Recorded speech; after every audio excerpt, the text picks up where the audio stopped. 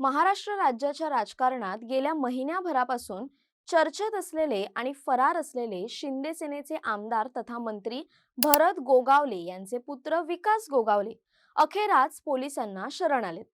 महाड नगर परिषद निवडणुकीदरम्यान झालेल्या राडा प्रकरणी गुन्हा दाखल झाल्यापासून विकास गोगावले बेपत्ता होते. उच्च न्यायालयाने राज्य सरकार आणि पोलीस यंत्रणेवर ओढलेले ताशेरे, 1 लाख रुपयांचं जाहीर झालेलं बक्षीस आणि त्यानंतर झालेलं हे नाट्यमय आत्मसमर्पण, यामागे नेमकं काय प्रकरण आहे, आज आपण जाणून घेऊया या व्हिडिओच्या माध्यमातून. नमस्कार, मी संचारी आकेरकर आणि आपण पाहताय टाइम महाराष्ट्र. या संपूर्ण वादाची ठिणगी पडली ती 2 डिसेंबर 2025 रोजी. महाड नगर परिषद निवडणुकीसाठी मतदान प्रक्रिया सुरू होती. यावेळेस संपूर्ण शहरात जमावबंदीचे आदेश लागू होते. दुपारी 1च्या सुमारास राष्ट्रवादी काँग्रेसचे नेते सुशांत जाबरे यांनी त्यांचे सहकारी एका मतदान केंद्राची पाहणी करत असताना तिथे विकास गोगावले आणि त्यांच्या समर्थकांमध्ये जोरदार राडा झाला. आरोप असा आहे की विकास गोगावले आणि त्यांच्या कार्यकर्त्यांनी सुशांत जाबरे यांच्या फॉर्च्युनर गाडीची तोडफोड केली. कार्यकर्त्यांना लाथ्या बुक्क्यांनी मारहाण केली आणि रिव्हॉल्व्हरचा धाक दाखवून जीवे मारण्याची धमकी दिली. या प्रकरणी महाड पोलीस ठाण्यात हत्येचा प्रयत्न आणि शस्त्र अधिनियमांतर्गत गंभीर गुन्हे दाखल करण्यात आले. या प्रकरणात दोन्ही बाजूंनी गुन्हे दाखल झाले होते. एकीकडे विकास गोगावले यांच्यावर गुन्हा दाखल झाला, तर दुसरीकडे राष्ट्रवादीचे नेते श्रेयांश जगताप यांच्यावरही गुन्हे नोंदवण्यात आले. मात्र 23 डिसेंबरला उच्च न्यायालयाने विकास गोगावले यांचा अटकपूर्व जामीन फेटाळला. तेव्हापासून ते फरार झाले होते. विशेष म्हणजे ते फरार असतानाही शिरगावचे सरपंच सोमनाथ ओझरडे यांनी त्यांचा ठाव ठिकाणा सांगणाऱ्याला 1 लाख रुपयांचं बक्षीस जाहीर केलं होतं, ज्यामुळे या प्रकरणाची राज्यभर चर्चा झाली.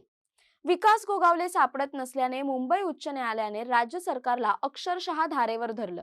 एका कॅबिनेट मंत्र्याचा मुलगा महिनाभर सापडत नाही, ही राज्याच्या कायदा आणि सुव्यवस्थेची स्थिती आहे का, असा संतप्त सवाल न्यायमूर्तींनी विचारला.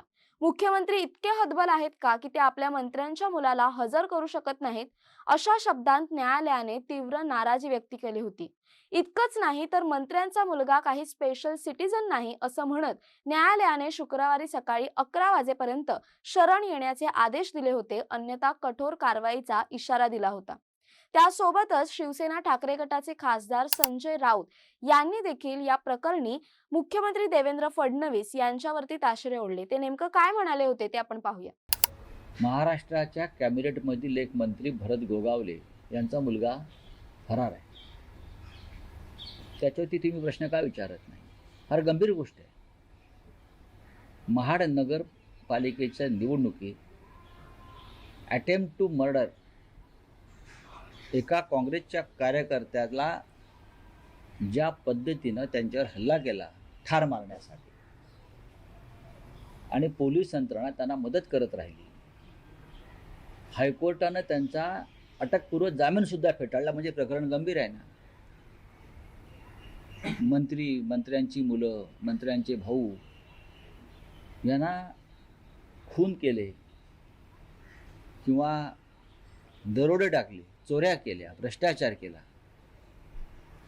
तर त्यांना काय गृहमंत्री देवेंद्र फडणवीस आणि राज्याच्या पोलीस महासंचालकांनी अभय दिलं आहे का? मंत्र्यांचा मुलगा फरार आहे आणि पोलिसांना सापडत नाही, आणि त्याचा अँटिसिपेटरी बेल म्हणजे अटकपूर्व जामीन फेटाळला जातो तरी सापडत नाही. न्यायालयाच्या कडक भूमिकेनंतर हालचालींना वेग आला.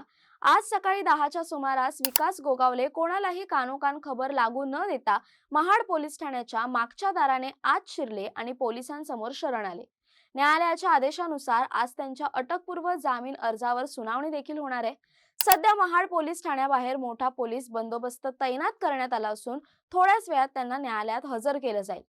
1 महिन्याचा लपंडाव आणि न्यायालयीन फटकारेनंतर अखेर विकास गोगावले पोलिसांच्या ताब्यात आलेत.